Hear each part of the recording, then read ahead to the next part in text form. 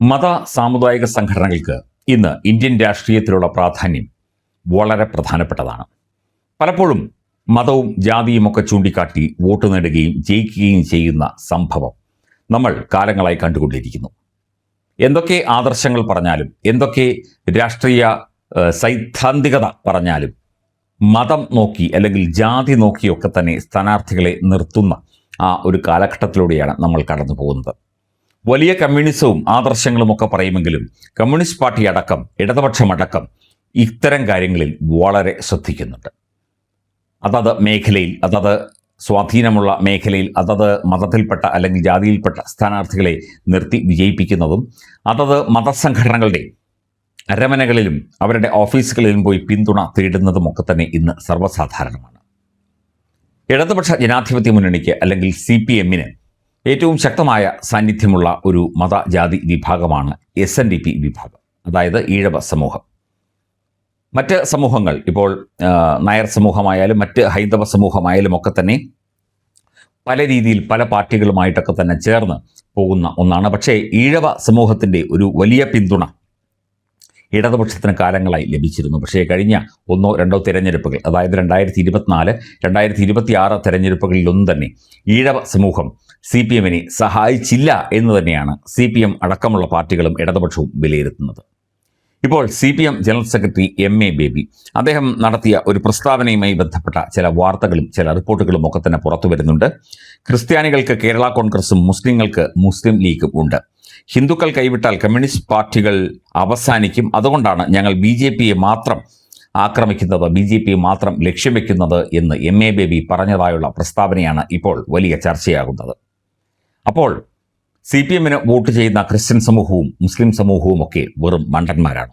അവരെയൊന്നും CPM കരുതുന്നില്ലേ?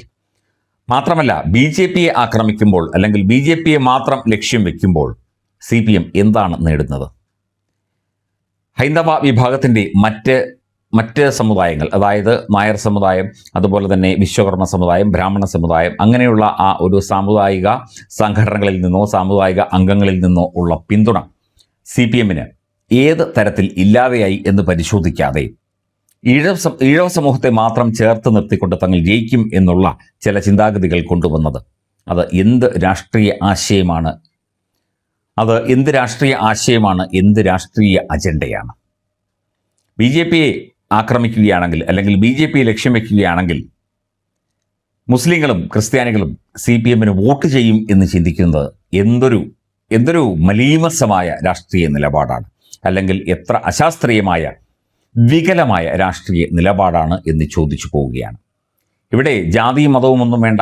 ഇവിടെ ജനാധിപത്യ സംവിധാനമാണ്, ഇവിടെ രാഷ്ട്രമാണ് പ്രധാനം, ജനാധിപത്യമാണ്, ഭരണഘടനയാണ് പ്രധാനം എന്നൊക്കെ പറയുന്ന രാഷ്ട്രീയ സംഘടനകൾ അല്ലെങ്കിൽ CPM പോലുള്ള രാഷ്ട്രീയ സംഘടനകൾ ഇവിടെ മതവും ജാതിയും മാത്രം നോക്കി അല്ലെങ്കിൽ ഇന്ന മതത്തിൻ്റെ ഇന്ന ജാതിയുടെ സപ്പോർട്ട് ഇല്ല എന്ന് പറയുന്ന ഈ രീതിയിലേക്ക് കാര്യങ്ങൾ എത്തിച്ചത് ഒരു രാഷ്ട്രീയ ആഭാസതരമല്ലേ, അല്ലെങ്കിൽ രാഷ്ട്രീയ അസ്ഥിരതപ്പെടുത്തലല്ലേ?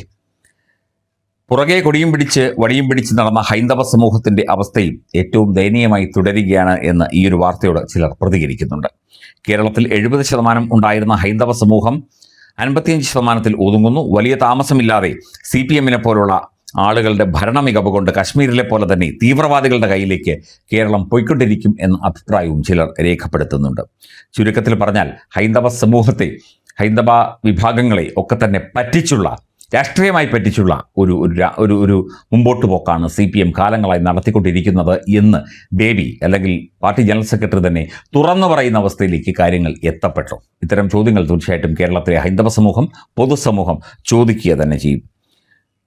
ഹിന്ദുക്കളെ മാത്രമേ ഈ രീതിയിൽ വളച്ചൊടിക്കാൻ പറ്റൂ എന്ന അഭിപ്രായവും പലരും പറയുന്നുണ്ട്. അതായത് ഹിന്ദുവിനെ ഏത് രീതിയിലും ചപ്പാത്തി മാവ് കുഴയ്ക്കുന്നത് പോലെ കുഴച്ച് ഏത് ഷേപ്പിലുമാക്കി മാറ്റാൻ സാധിക്കും, അവരെ പറഞ്ഞു പറ്റിക്കാൻ സാധിക്കും. എന്നാൽ ക്രൈസ്തവ മുസ്ലിം വോട്ട് ബാങ്കുകളെ അല്ലെങ്കിൽ അവരുടെ സമുദായ അംഗങ്ങളെ ഒരു തരത്തിലും പറഞ്ഞു പറ്റിക്കാൻ നോക്കില്ല. അവർ കൃത്യമായി ഇടപെടൽ നടത്തും.